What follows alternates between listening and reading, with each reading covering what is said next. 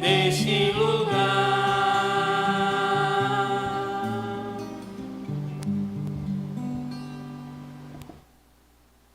E graça e paz, meus irmãos. Com muita alegria que mais uma vez nós nos reunimos na casa do Senhor, atendendo a sua santa convocação. Desde já agradeço aos nossos visitantes pela presença, aqueles que nos acompanham por meio das nossas mídias sociais. E desde já eu quero convidá-los a abrirem as Escrituras Sagradas em Eclesiastes capítulo 2. Texto que muito falou ao meu coração e acredito ser muito pertinente para a vida da igreja. Eclesiastes 2,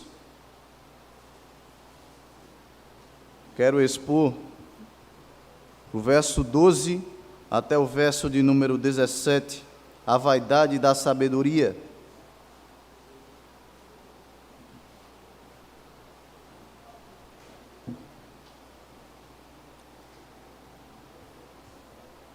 Assim está registrado Eclesiastes 2, a partir do verso 12 até o verso 17. Então passei a refletir sobre a sabedoria, a tolice e a falta de juízo. O que poderá fazer o sucessor do rei? O mesmo que outros já fizeram. Então vi que a sabedoria é mais proveitosa do que a falta de juízo, assim como a luz traz mais proveito do que as trevas. O sábio tem os seus olhos bem abertos, enquanto o tolo anda em trevas. Contudo, entendi que a mesma coisa acontece com ambos. Aí eu disse a mim mesmo: o que acontece com o tolo acontece comigo também. De que adianta então ser sábio? Então eu disse a mim mesmo que também isso era vaidade. Pois nem o sábio nem o tolo serão lembrados para sempre. Pois passados alguns dias, tudo cai no esquecimento.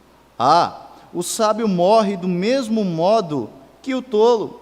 Por isso perdi o gosto pela vida, pois me foi pesado demais o trabalho que se faz debaixo do sol.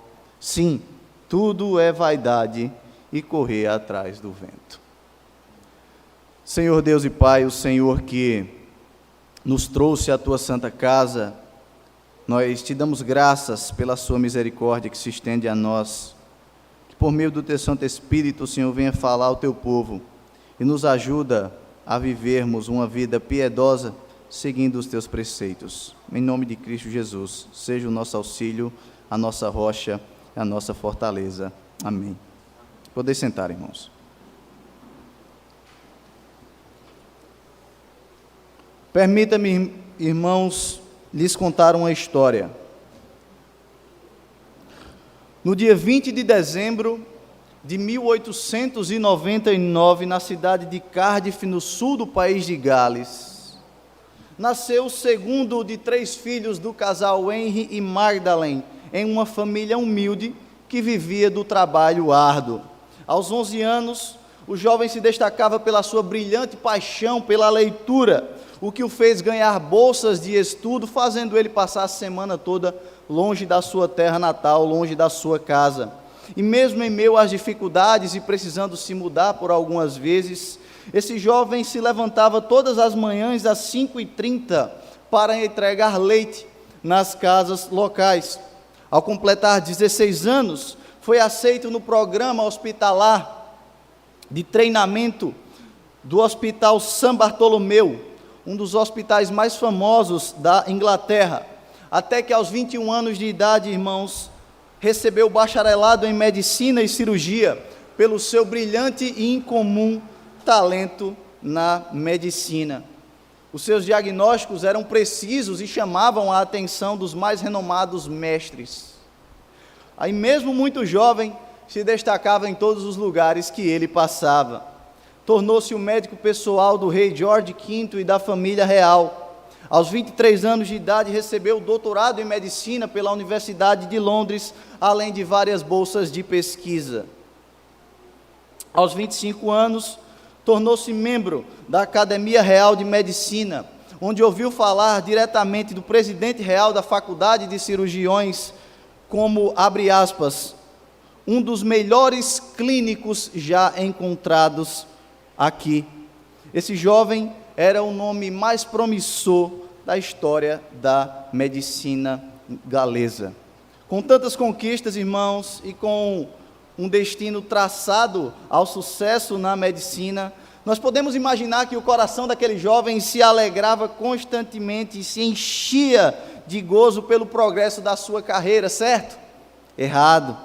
Apesar de tão significativas realizações, aquele jovem era infeliz. Sua vida parecia fugaz e vazia. A essa altura, o jovem conservava no seu coração o luto do seu pai e do seu irmão, o que o fez entender e passar a meditar na necessidade de abandonar a religiosidade que tomava conta do seu coração e passar a experimentar de fato uma fé viva.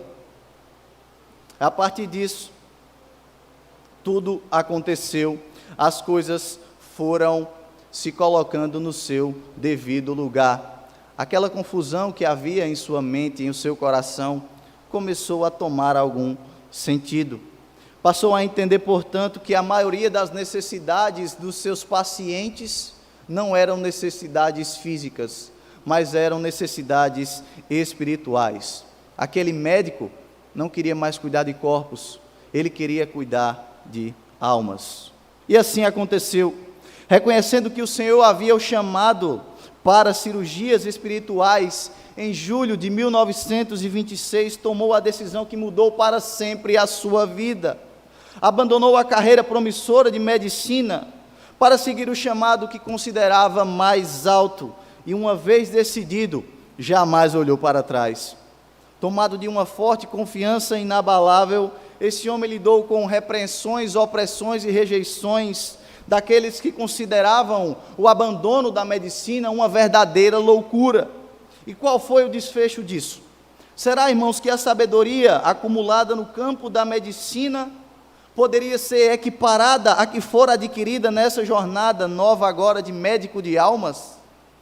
Minado da confiança do Senhor, esse homem escolheu não seguir uma educação formal em seminários, devido ao liberalismo teológico que infectava as universidades britânicas, e iniciando uma carreira autodidata, foi rejeitado inicialmente na sua terra natal.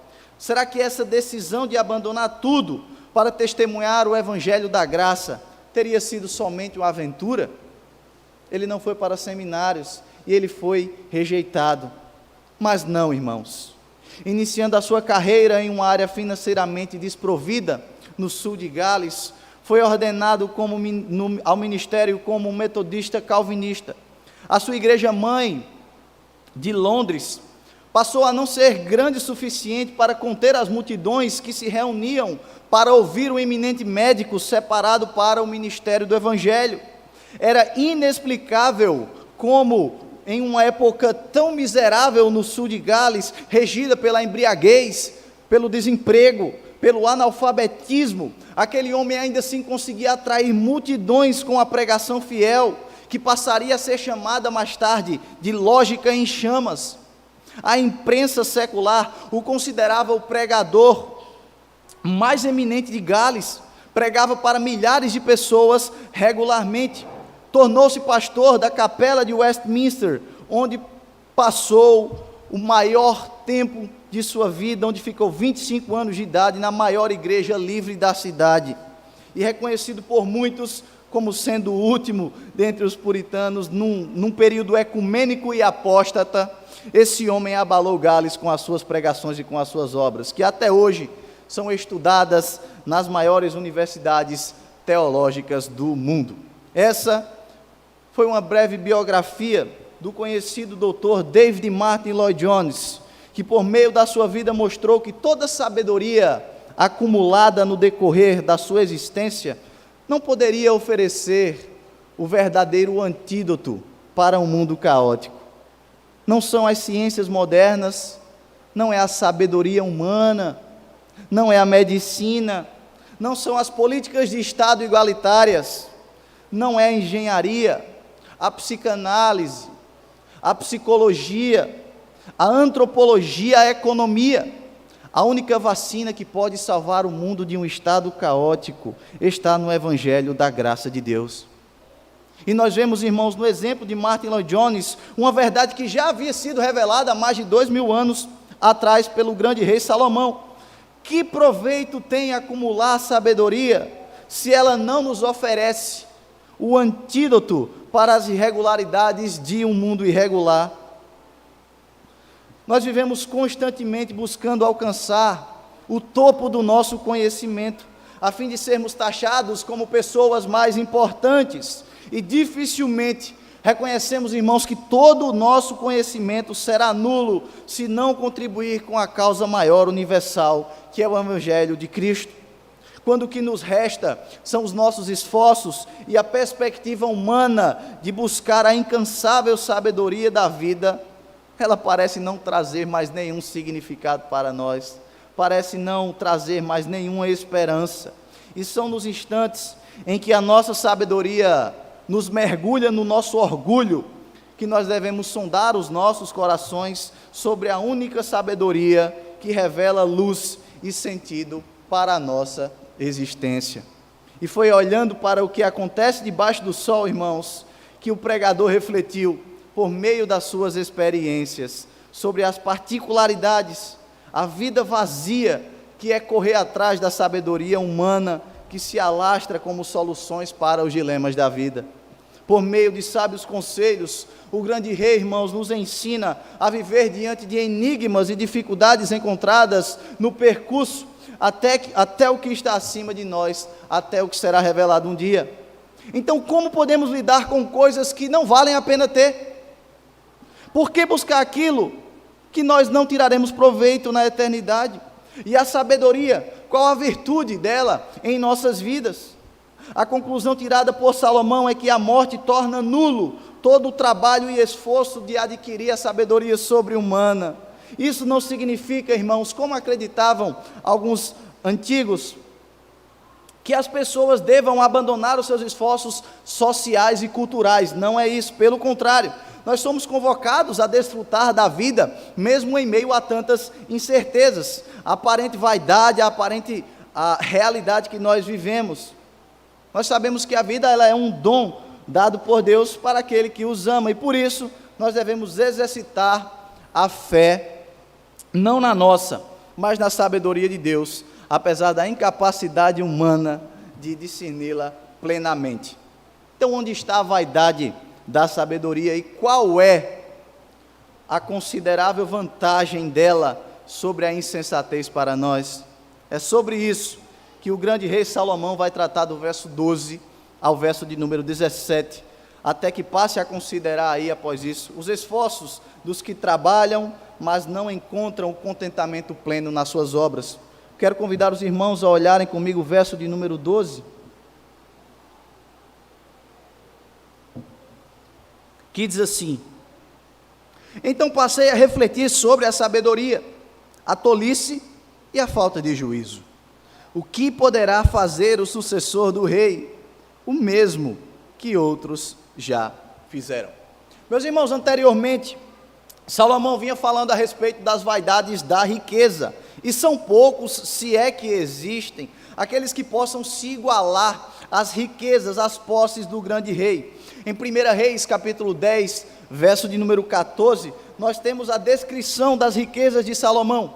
O verso 14 vai nos dizer que a ele era trazido cerca de 23 toneladas de ouro por ano. O texto também vai nos dizer que ele exerceu todos os reis do mundo em sabedoria e também em riqueza. Os seus cavalos e os seus carros de guerra eram importados. Salomão revestia os escudos dos seus oficiais dos exércitos de ouro. As suas taças em que ele usava para beber também eram de ouro. E tornou-se claro que a riqueza não possui um fim em si mesma, porque o interesse de Salomão não era expressar a sua riqueza, mas era mostrar que tudo aquilo que ele tinha não fazia sentido para uma vida debaixo do sol. Então, a riqueza não tem um fim em si mesma, torna-se vaidade quando nós passamos a enxergá-la na ótica do que é eterno e do que é perecível.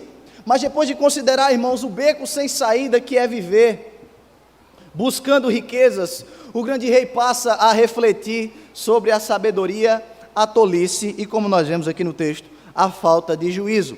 A tolice, em outras traduções, acredito que na Ara já vai estar assim, é trocado pelo termo loucura, e a falta de juízo pela estultícia, eu acho que está assim na Ara.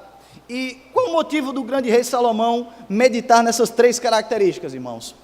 É porque ele entendia que havia uma diferença entre viver dessas três formas. E veja o que Salomão faz, essa distinção, quando pergunta assim: o que poderá fazer o sucessor do rei?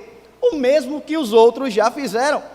Aqui ele está, irmãos, provocando o seguinte questionamento: se ele foi o homem mais sábio de todos, o que um substituto dele poderia fazer que ele ainda não fizera? E a resposta está implícita aqui: é nada. Se ele era o homem mais sábio, nenhum substituto poderia fazer algo para aprimorar ou para acrescentar o que ele já havia feito. Na verdade, esse substituto faria apenas o que outros já fizeram. Ele estaria fracassando no objetivo de colher os mesmos resultados que colheu o grande rei. Dentro da mesma esfera de conhecimento, ele faria apenas o que outros já fizeram, mas não o que o homem mais sábio fez. Seria inútil procurar os resultados de repetir a mesma experiência do grande rei. Então, em certo sentido, irmãos, há uma diferença notória entre o sábio e o tolo, porque o tolo não pode obter os mesmos resultados do sábio, e é sobre essa diferença que agora ele vai tratar nos versos seguintes. Ele diz no verso 13: então vi que a sabedoria é mais proveitosa do que a falta de juízo, assim como a luz traz mais proveito do que as trevas. Então Salomão entende, irmãos, que a sabedoria era imensamente superior a qualquer das aquisições e dos prazeres obtidos com coisas. O benefício da sabedoria sobre a insensatez era comparado à luz sobre as trevas. Então existe uma diferença entre aqueles que são sábios e os que não têm juízo, assim como há uma diferença entre aqueles que vivem na luz e aqueles que vivem nas trevas. E veja como Salomão ele vai confirmar essa verdade no verso 14. O sábio tem os seus olhos bem abertos, enquanto o tolo anda em trevas. Contudo, entendi que a mesma coisa acontece com ambos. Salomão anuncia que o mais sábio tem os seus olhos abertos para dizer que ele pode ver muito mais além. Ele pode ver mais distante, em outras direções. Ele consegue enxergar melhor e por isso ele pode distinguir o que é luz e o que é trevas, porque ele é sábio. O sábio não está à deriva. O seu caminho é ordenado pela lei do Senhor. Ele não rema contra a maré. Existem princípios que eles seguem, que clareiam os seus caminhos. Os seus passos são iluminados pela lei de Deus. Isso é ser sábio, é ser guiado pela lei do Senhor. Mas os tolos não são assim, eles são o oposto disso, porque eles têm os seus olhos escamados, eles caminham na escuridão, eles não conseguem enxergar além do que se vê, eles não olham em outras direções, eles estão presos nos seus desígnios, mergulhados nas trevas. Ele não consegue ver o desastre que jaz à porta, porque ele está cego, ele está perdido no meio das trevas. Então, irmãos, existe uma diferença entre eles dois. O sábio consegue ver, enquanto o tolo anda perdido na escuridão. Sendo assim, podemos dizer que eles não seguem o mesmo caminho, porque o tolo não tem a iluminação que o conduza para a luz. E assim podemos pensar: será que debaixo do sol nós podemos encontrar algum caminho que nos conduza à plena satisfação? Se nós formos guiados pela sabedoria, será que nós encontraremos gozo no nosso coração? Nós vimos que é melhor viver como sábio do que como tolo, mas será que debaixo do sol existe um descanso pleno para as nossas almas guiados pela sabedoria? Não, irmãos. Existe uma coisa que põe uma barreira nisso, que é o destino de todas as coisas. O que acontece com o tolo, acontece com o sábio. É algo que a sabedoria não pode nos blindar, e esse acontecimento é o ataque da morte. É por isso que Salomão ele vai encerrar aqui o verso 14, dizendo que isso acontece para ambos, que a morte torna o mesmo fim para o sábio e para o tolo. Veja como ele vai desenvolver esse pensamento aqui no verso de número 15, quando diz: aí eu disse a mim mesmo, o que acontece com o tolo, acontece comigo também. De que adianta então ser sábio? Então eu disse a mim mesmo que também isso era vaidade. Irmãos, Salomão entende que é melhor ser sábio do que tolo, mas que ambos terão o mesmo fim terreno. Ambos voltarão para o pó. Então não adianta depositar suas confianças na sabedoria que nós acumulamos no decorrer da nossa vida, porque um dia nós seremos traídos. Ela não irá nos sustentar para todo sempre. E é sempre difícil falar isso nesses dias em que as pessoas estão buscando constantemente, incansavelmente, veemente, aquilo que perece. É impressionante como as pessoas têm depositado a confiança de todo o seu coração naquilo que é terreno. Não há um anseio pela pátria celestial, na verdade há um anseio por um carro novo, por uma casa nova. Isso é muito preocupante, porque Salomão diz assim: o que acontece com o sábio também acontece com o tolo, todos irão morrer, todos irão morrer. Ambos morrem, eles serão esquecidos, como ele diz, pelos homens. A vida não proporciona benefícios eternos, não há uma vantagem na sabedoria depois da sepultura. A sabedoria humana, ela é transitória. Então, embora Salomão reconheça que é melhor viver como sábio do que como tolo, irmãos, ele entende que nesta terra todos terão o mesmo fim. Então, qual é a diferença? Ambos serão deixados para trás. Qual o proveito de ser sábio, se a sabedoria não pode salvar as nossas vidas? Sábios e tolos, ambos morrerão. Toda a sabedoria acumulada não pode libertá-los, nem blindá-los da morte. Por isso que ele disse no verso 16, nem o sábio nem o tolo serão lembrados para sempre, pois passados alguns dias, tudo cai no esquecimento. O sábio morre, do mesmo modo que o tolo também morre.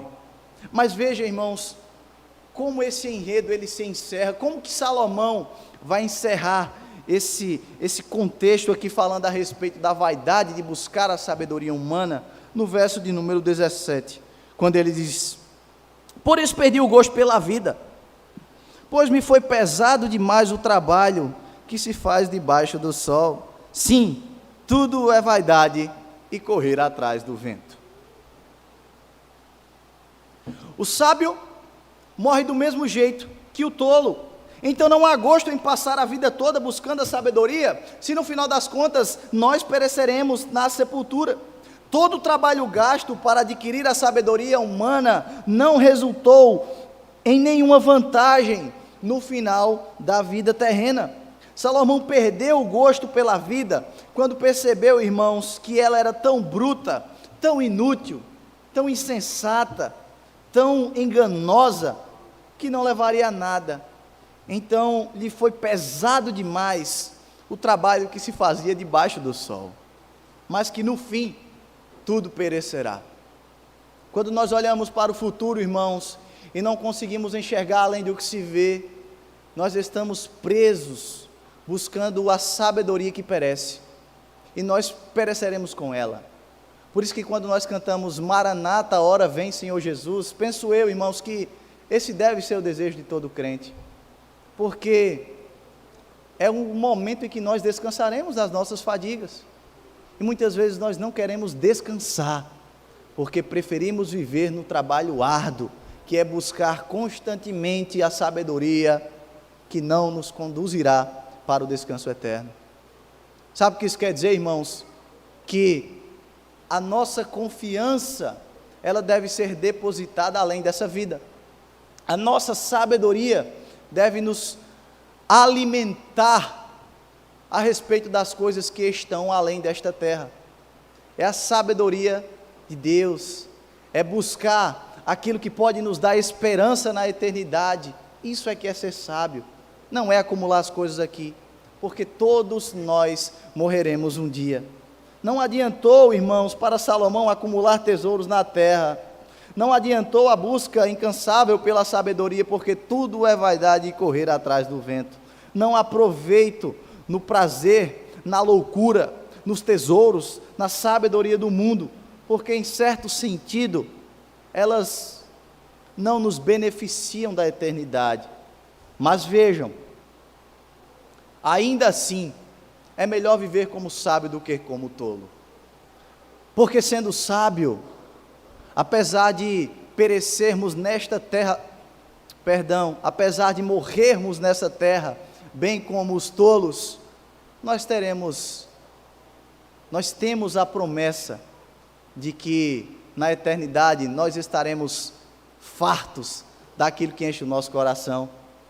Isso é muito importante, para que nós não venhamos depositar a nossa confiança na sabedoria, mas saber que aquela sabedoria deve nos alimentar a certeza das coisas que se esperam e a convicção dos fatos que não se veem. Hebreus 11:1, a definição de fé.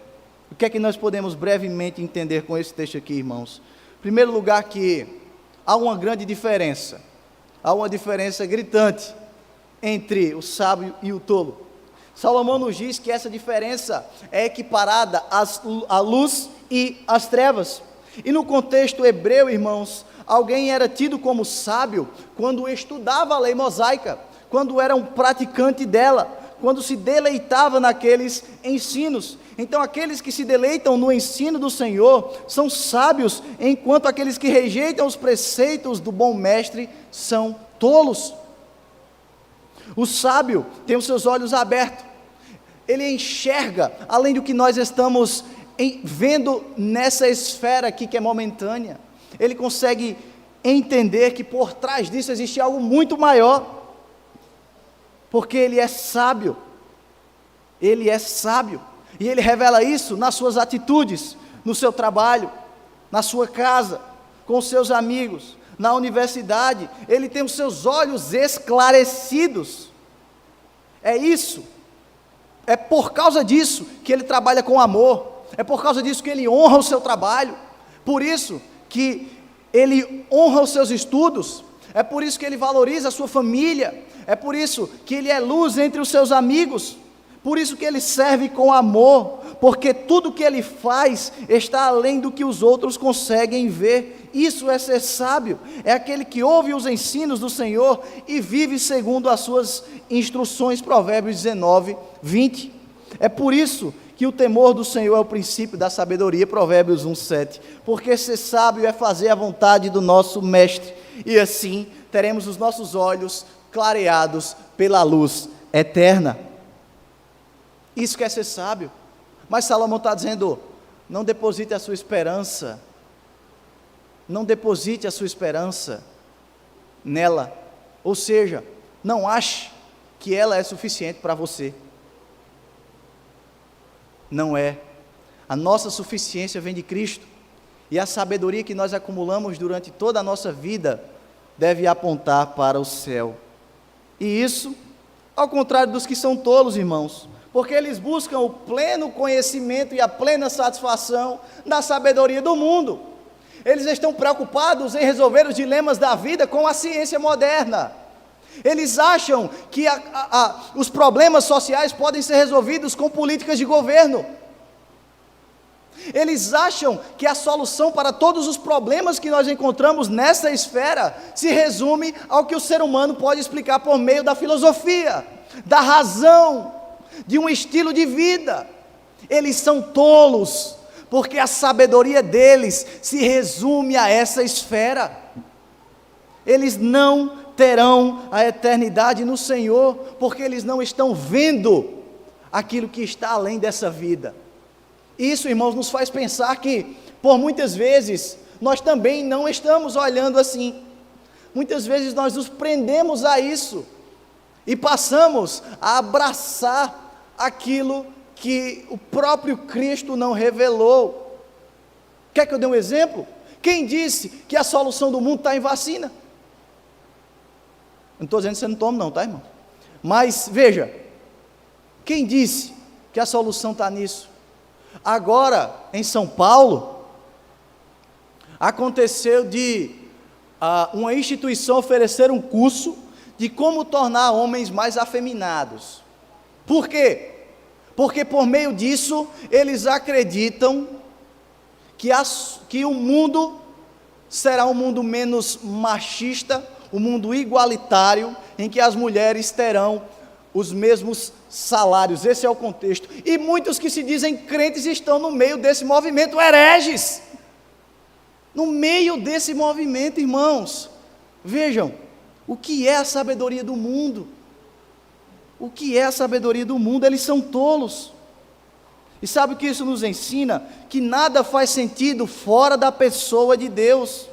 As pessoas correm, as pessoas lutam, as pessoas trabalham constantemente, acumulam seus tesouros na terra, fazem políticas de Estado, mas nada disso os torna sábios, porque esta sabedoria se findará na sepultura.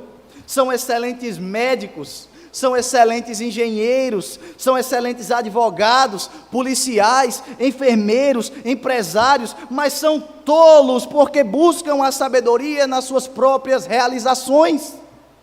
Eles não têm os olhos clareados pela verdade de Cristo, eles não conseguem ver aquilo que está além daqui, eles andam em trevas, achando que estão andando na luz, é porque são cegos. E o que Salomão nos ensina é que fora de Deus, irmãos, não adianta buscar a sabedoria do mundo, ela perecerá com você, é vaidade e correr atrás do vento. Como eu citei aqui na introdução, foi o que Lloyd Jones entendeu. Não adianta acumular o conhecimento da medicina, se isso não contribuir com aquilo que levam as pessoas por toda a eternidade. Vivemos em uma era em que as pessoas constantemente, irmãos, buscam o prazer e a realização dos seus corações por meio da sabedoria do mundo. Vejam que o mundo tem proposto como certo coisas que não resolvem os problemas da sociedade, e ainda assim, muitos crentes têm abraçado os pensamentos e doutrinas demoníacas e vagabundas, achando que são sábias, e não são. A busca pela fama, pelo status, pelo dinheiro, tem levado muita gente a perecer, e tem levado muita gente para o abismo, achando que o inferno é céu, quando na verdade, essas pessoas estão presas no que é hedônico e materialista, elas querem o agora, elas querem o dinheiro. É por isso que não trabalham visando descanso na eternidade, porque elas querem dinheiro fácil. É por causa disso que são desonestas, porque elas acham que estão triunfando sobre as outras, mas irão perecer na sepultura, e tudo aquilo que ela achou ser demais, não a levará a lugar nenhum. Quero dizer também, irmãos, que a vida não tem um fim em si mesmo, tudo passa, tudo é vaidade. Isso não é o que a mídia tem ensinado, porque o que nós vemos na televisão brasileira e nos vídeos que são postados aí nas redes sociais, são como as drogas, como o álcool, como o sexo, como os prazeres momentâneos, são bons. É isso que nós temos visto por aí, é o que a mídia tem ensinado, é isso. Se você ligar a sua TV na Rede Globo, não ligue, que vocês verão às 19 horas, são casais de mesmo sexo se relacionando, e isso como sendo algo bonito. Qual que é a trilha sonora? Deixa a vida me levar, só se vive uma vez, o importante é ser feliz, E todos estes sentindo-se sábios, quando na verdade estão apenas andando em trevas. Então, jovens, não caiam nessa armadilha. Não caiam nessa armadilha. Vocês foram criados para a santidade e para serem separados do mundo. É isso que significa ser cristão, é ser pequenos cristos, separados do mundo. Não vivam as suas paixões carnais, achando que a vida não terá fim, porque tão certo como amanhecer, um dia Deus prestará contas com você. Você não será sábio, porque o seu professor de universidade maconheiro lhe ensinou a ser comunista. Você será sábio se obedecer à lei do Senhor. Somente assim você não andará em trevas e terá uma visão expandida pela luz de Cristo. E olhem para eles, aqueles que sugerem as soluções para os dilemas da vida, são os depressivos, são os ansiosos, são aqueles que não têm motivo para viver, sem rumo, sem significado, e ainda assim se acham sábios e vivem correndo atrás do vento, como se tivesse a solução para todos os problemas do mundo. Quero dizer também, irmãos, que a sua riqueza não será levada com você. O seu nome logo será esquecido. Aquilo que você tem buscado constantemente, se tornar rico, se tornar famoso, se tornar alguém conhecido, renomado, não terá nenhum proveito. No final das contas, você morrerá, e todos esses seus desejos, todas essas suas esperanças, também morrerão com você e serão levadas para a sepultura. Elas estarão debaixo de 7 palmos com você, porque tudo isso é como correr atrás do vento. E por último, eu quero perguntar, irmãos,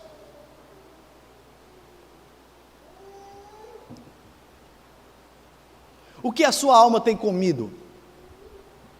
Do que você tem se alimentado? É tanta proposta para resolver os dilemas da vida. Eu nunca vi nesses últimos períodos aqui tanto economista. Eu nunca vi tanto médico, tanto político, dizendo que a solução dos nossos problemas, dessa sociedade irregular, está naquilo que o homem consegue explicar. Eu nunca vi. É a geração que ninguém sabia de nada, mas quando chega na política, quando chega em períodos assim, todo mundo sabe de tudo. Todo mundo se torna um Paulo Guedes da vida. Eu nunca vi isso, é impressionante. Então, do que nós temos nos alimentado? Do que nós temos nos nutrido? Será que é da lei do Senhor? Ou será que são dessas propostas que, na verdade, envenenam a alma do crente? Muitos têm consumido esses alimentos venenosos, achando que é a solução para os problemas. Mas eu quero dizer, irmãos, esqueçam tudo, e traga à memória somente aquilo que pode lhe dar esperança do que está além do que se vê, do que está acima do sol. Se encham somente daquilo que pode torná-los semelhantes a Cristo. Se encham disso.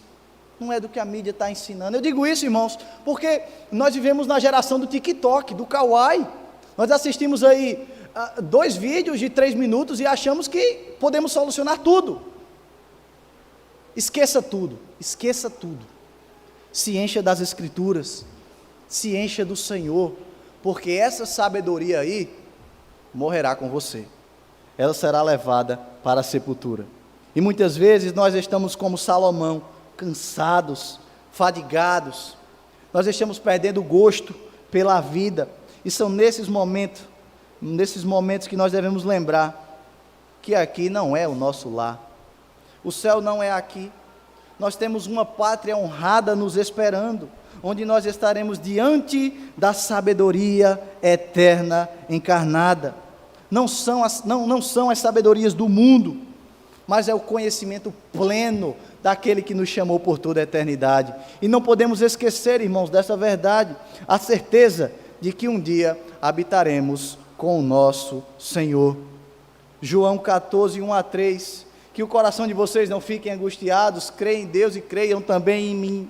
Na casa de meu pai há muitas moradas, se não fosse assim, eu já lhes teria dito, pois vou prepará-los um lugar. E quando eu for e preparar o lugar, voltarei e os receberei para mim mesmo, para que onde eu estou, estejais vós também. Ao vencedor dar-lhe-ei direito de sentar-se comigo no meu trono, assim como também eu venci e me sentei com meu Pai no seu trono. Apocalipse 3, 21.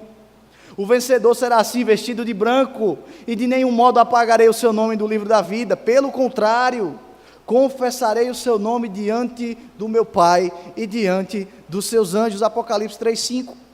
Então, irmãos, há uma esperança para nós, há uma esperança para nós. E concluo dizendo, não sejam sábios para o mundo, não busquem a sabedoria que é promovida pelos ímpios, porque isso é vaidade e correr atrás do vento. A verdadeira sabedoria está em obedecer ao Senhor, sabendo que por trás do túmulo, mesmo quando o nosso corpo se for, diferentemente dos tolos, nós teremos a vida eterna. E assim muitos esperaram, morreram sem alcançar as promessas. E o que Apocalipse vai nos dizer é que haverá o dia em que nós seremos reunidos. Nós seremos elevados ao Senhor, diante do trono de Deus, cantaremos hinos de vitória, diremos assim, nós conseguimos. Então não acumulem a sabedoria do mundo, aquilo que o mundo acha como solução para os dilemas da vida irregular. Que Deus nos ajude e que Deus nos abençoe. Senhor nosso Deus, o Senhor que fala aos nossos corações, o Senhor que promove renovo, o Senhor que nos liberta do pecado, o Senhor que nos tira dos lamaçais das nossas imundícias, é o Senhor que restaura nossas almas, é o Senhor que nos torna mais parecidos com o Teu Filho. Nós Te damos graças, porque o Senhor nos pôs em um lugar que nós não poderíamos chegar sozinhos. Nos ajuda a vivermos no mundo, mas não sermos dele, para que a nossa sabedoria não nos venha tornar pessoas soberbas, pessoas que visam somente aquilo que perece, mas alimenta a nossa alma, e por meio dos teus ensinos, nos ajuda a entender que ser sábio é viver para a tua glória. Em nome de Cristo Jesus. Amém e amém.